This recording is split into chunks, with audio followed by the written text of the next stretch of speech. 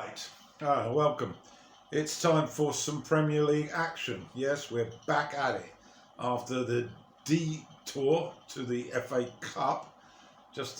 I'm feeling a bit smug, as you probably would know. Man United beating Liverpool 3-2 in that fourth round tie has certainly made me cock a hoop. But it's back to Premier League action, and we had 4 games last night. Let's get started, shall we? I'm going to go through these very, very quickly. First match up at Newcastle, St James's Park. Newcastle against Leeds, both sides on poor runs. Particularly Newcastle haven't had a win in 10 matches. So Bruce certainly looking for a change around here. Leeds, their form's been a bit patchy as well. But they got off to a good start and took control of the match early on. And 16 minutes, Rafinha slotted home to put them 1-up after some good work by Rodrigo. And 33 minutes up the other end this time, Murphy caused a bit of work for Meslier in the Leeds goal. But they got to the break 1-up, did Leeds. And into the second half now, and it has to be said they were on the front foot again, and it was against the run of play really on 56 minutes when Almiron beat the offside trap and shot neatly past Meslier to level things 1-1.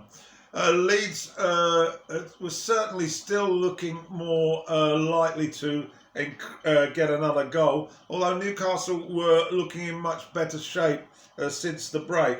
But on 60 minutes, Rafinha looked like my man of the match. He managed to find Harrison on the just inside the box on the left side of the penalty area, and his volley was delicately clipped into the corner, and that was 2-1 to Leeds.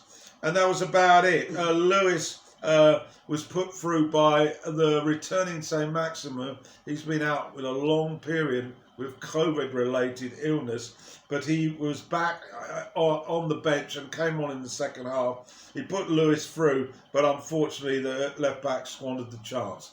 So that was about it then. Full-time score at Newcastle. Newcastle 1, Leeds 2. London derby now at Selhurst Park, Crystal Palace against high-flying West Ham. Sahar was back for Crystal Palace, and West Ham made one change. Fornells was in for Lanzini. Great start by Palace, 2 minutes on the clock. The ball was pushed up front to Sahar. He linked quickly with Benteke and then slipped the ball wide of the Fabianski, and that was 1-0 to Palace. And certainly that caught West Ham by surprise, but they came back resurgent really, and on 8 minutes Souček was on the end of some great work by Antonio, who got to the byline just in time to clip the ball over on the volley into the middle of the box, and Souček was there to head it past the diving Gaeta. But that was 1-1. Good work by Fornells with his through ball to Antonio. 24 minutes, second goal for Souček. This time it followed a cross from a free kick by Grosswell, and he stroked home from a tight angle, the second phase that was, and that was 2-1 to West Ham. Antonio hit a post on 38. In fact, that was the second opportunity that he'd had and the second post that he'd hit. But they were good value, 2-1 at half time. Second half, Zaha always giving Palace a chance, it has to be said, but the significant attacks were coming from West Ham, and they forced 2 great saves from Gaeta around about minute 58.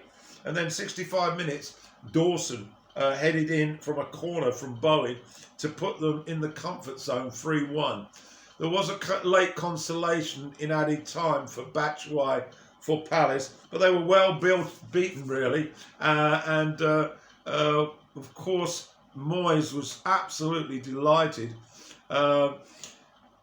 Unfortunately, the Palace manager Roy Hodgson was very much flattering of West Ham's performance. I don't know if that's going to go down too well with the board, but West Ham are now up to 4th. Yeah, I'll repeat that. West Ham are up to 4th in the Premier League. Final score then at Selhurst Park: Crystal Palace 2, West Ham United 3.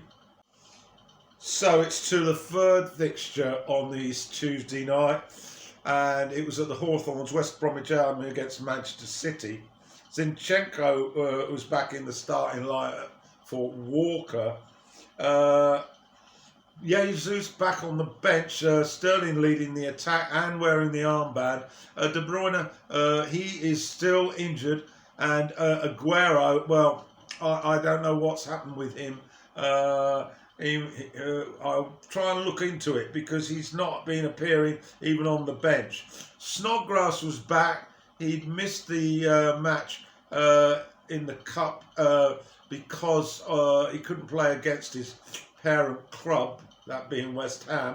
He was in for Gallagher. 5 minutes, that's all it took for City to get off and running. And it was Gundogan. He got the ball just outside the box, created a yard of space, and he hit a beautiful shot across the keeper into the corner. 1-0 City. Then there was a crazy piece of action a little later, and it involved the linesman. City on the attack. They were put through, and she waved for an offside. However, play continued, and the ball was brought back to the advancing Cancelo, who smashed it in the roof of the net. The then VAR had a look at it and decided that there was a West Brom defender playing that man onside. I think it was Mahrez. So the goal stood, and that was 2-0.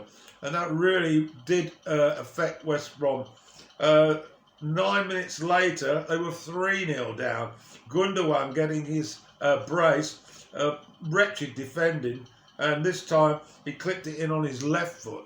First goal was on his right, 3-0. And in added time in the first half, Mahrez created a bit of space coming in from the right, as he does so often, and he hit an absolute rocket that whipped in the side of the corner of the goal, and that was 4-0.